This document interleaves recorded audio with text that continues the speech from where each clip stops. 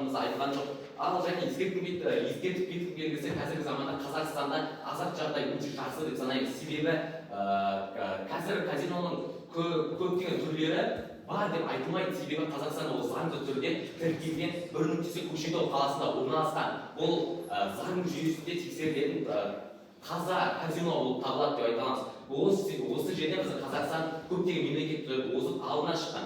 Және де бізге айтып кеткен көптеген адамдар 10 миллиондап қаржылап ұтылып ішінде өзінің өмірін ашып таба алмайтын, өмір бойы таба алмайтын қаражатына ұтылған дейді. Бірақ қаншама адамдар сол заттың арқасында бізге ақша тауып бай болғанын ескеруіміз керек. Мысалы айтып өтетін болсақ, статистикаға сүйенетін болсақ, Уилл Бенни немесе Тони Лизард деген адамдар екеуі бірігіп $50 миллион дейін, ақш долларына дейін ұтып алған казиноның арқасында. Олар жас балдар болса да өзінің ақыл, білім, математикалық тұрғыдан есептеп отырып бәрін жеңген. Және де айтып өткім келетіні біздің қазіргі шырада деген 58 миллион адам осы казиноларға немесе басқа азат түрлеріне барады. Бұлай қарастыратын болсақ, сонша ақылды, сонша дамыған, бірінші қатарда тұрған Америка неге мұны жауып тастамайды деген ой.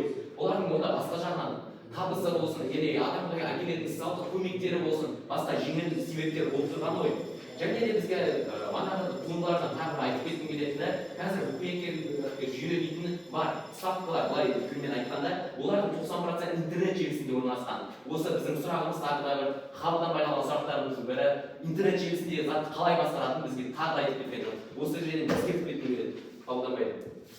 Және де осы қазіргі замандағы мысалға мен өзім нақты механизм ретінде айтып кететін болсам, бұл заңсыз жүйедегі казиноларды айтты, бірақ бұл қазіргі біздің Қазақстан жүйесіне тіркелген 219 кодекске байланысты казинолардың өзінің зардабы және де дұрыс емес нелегальды түрде ашылған болса, оларға 20 миллионнан да артық штраф төлеуіне туындауы мүмкін.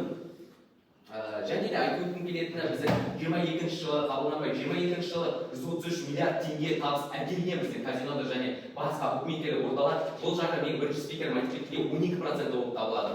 Және біздің айтып өтетініміз мана көкпарды бізге қабылдағысы келмеді. Бірақ оны айтып өтіп, ескерткім келетіні біздің заманымызға дейін де бұл азат деген ойын қалыптасып, одан дейін де болған. Мысалы айтып өтетін болсақ, Египет, Рим, Греция секілді мемлекеттерде бұл секілді ойындар болған. Олимпты жаңа айтып өтті, сол секілді немесе басқа құдайларға табынушылық басқа елдерде болған Египеттерде әртүрлі ойын шаналар жүрген, осының бәрі бізге азаттық болады. Және де бізге айтып өтілмеген азаттық ойындарға тек қана ақша емес, әшкей бұйым, дәреже, қандай да зат болсын, затты келген жерде ол азаттық ойын болып саналып кетеді.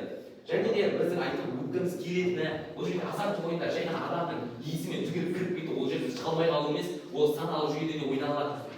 Бұны есептеп отырып, точно математикалық тілмен есептейтін болсақ, адамның ми санасы да дамуына біз ми дамуына сөзсіз сенеміз. Себебі бұл жерде жай ғана ойсыз ойналған, ол ойын екенін ұмытқымыз келмей қабылданады.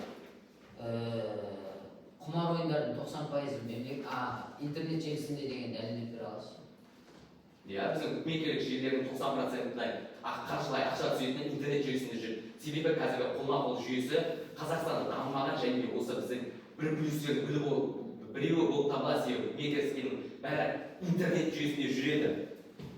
Және де айтып өткім келетіні бізге мана көкпарды футболмен салыстырып, бірақ футболда дейтін қазір ең үлкен және де ставкалар ең мықты жерлердің бірі деп те айта аламыз ғой. Соған байланысты бізге айтып өтетін болсақ, Катардағы әлем чемпионатында тек қана Американың өзі $165 миллион тіккен болатын. Осындай факторды келтіре отырып, біздің айтатын заттарымыз дұрыс қабылданбады. Және де ескертіп кеткім келетіні, менің сұрағыма әлі де толыққанды жауап алған бірінші спикерден де және екінші спикерден. Мен бірінші сұрағыма өзімнің қойылған нақты статистикаға мындай жауап күткен едім.